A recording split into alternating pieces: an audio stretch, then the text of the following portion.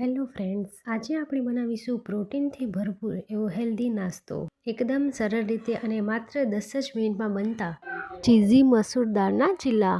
આ પ્રોટીનથી ભરપૂર ચીલામાં મેં ચીઝનો પણ ઉપયોગ કર્યો છે, જેથી બાળકોને ખૂબ જ ભાવશે। નોર્મલી બધા મગની દાળના ચીલા તો બનાવતા જ હોય છે, પરંતુ આ છે મસૂરની દાળના ચીલા, જે ખૂબ જ સ્વાદિષ્ટ લાગે છે। તો ચલો પરફેક્ટ માપ સાથે બનાવીએ ચીઝી ચીલા।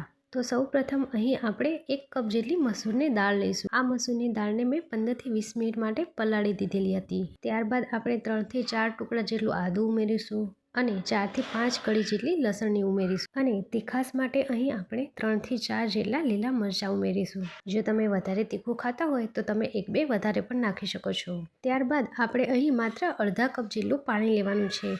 ત્યારબાદ આને આપણે મિક્સર જારમાં ગ્રાઇન્ડ કરી લેવાનું છે। આપણે અહીં એક વાતનું ધ્યાન રાખશું કે બહુ વધારે પડતું પાણી નથી ઉમેરવાનું, નહીંતર આપણું બેટર પતલું થઈ જશે। જો તમારું બેટર થોડું પતલું થઈ જાય ભૂલથી, તો તમે તેમાં 1 ચમચી જેટલો ચણાનો લોટ ઉમેરી શકો છો। તમે જોઈ શકો છો કે એકદમ સરસ રીતના ગ્રાઇન્ડ થઈ ગયું છે અને આપણું બેટર પણ થોડું થીક છે, જે ચીલા માટે એકદમ પરફેક્ટ છે। હવે આપણે આ બેટરને એક બાઉલમાં કાઢી લઈશું। જો તમારી પાસે આ દાળ અવેલેબલ ના હોય તો તમે તેની જગ્યાએ બીજી કોઈ પણ દાળનો ઉપયોગ કરી શકો છો।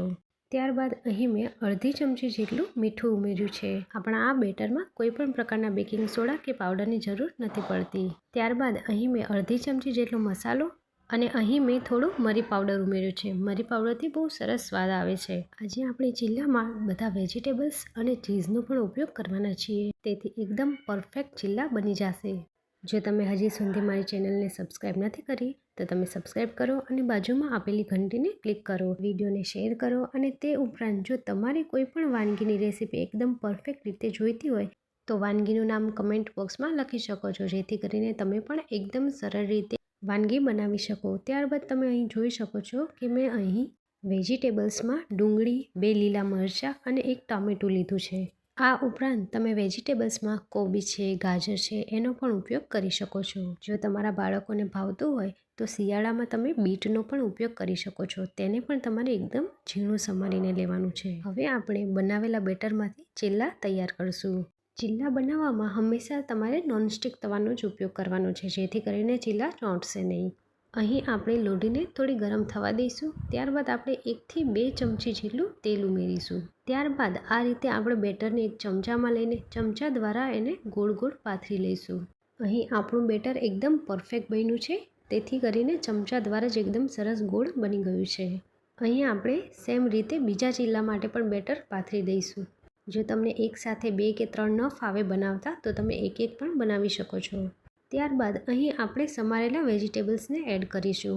એક વાતનું ખાસ ધ્યાન રાખવાનું છે કે અહીં આપણે ગેસની ફ્લેમ એકદમ લો રાખવાની છે।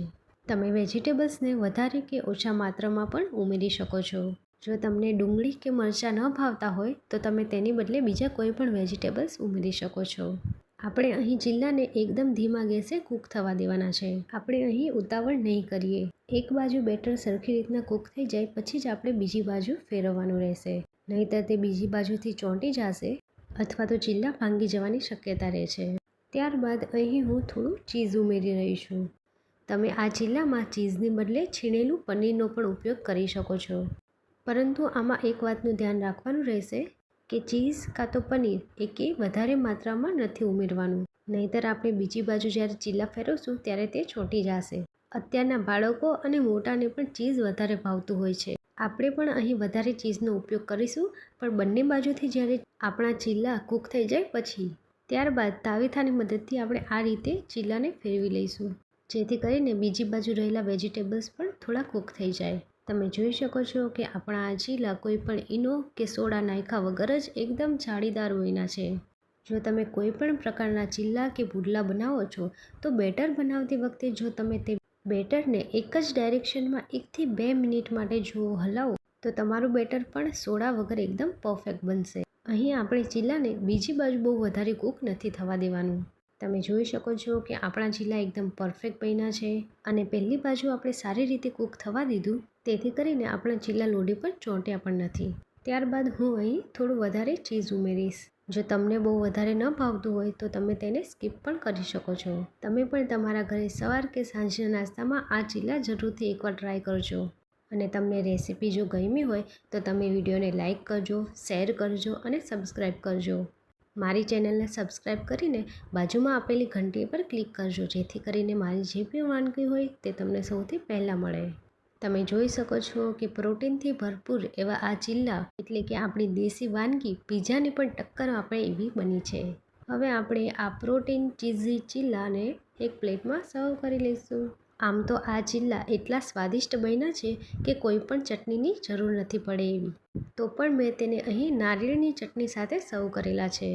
તમે તમારા બાળકોના લંચ બોક્સમાં, હસબન્ડના ટિફિનમાં, કોઈ મહેમાન આવવાના હોય ત્યારે નાસ્તામાં અને કાં તો સવાર સાંજ નાસ્તામાં પણ તમે આ પ્રોટીનથી ભરપૂર ચીઝી ચીલા બનાવી શકો છો. આજે મારી એક રિક્વેસ્ટ રહેશે કે તમારા બાળકોને આ હેલ્ધી નાસ્તો એકવાર બનાવીને જરૂરથી ખવડાવજો. Thank you.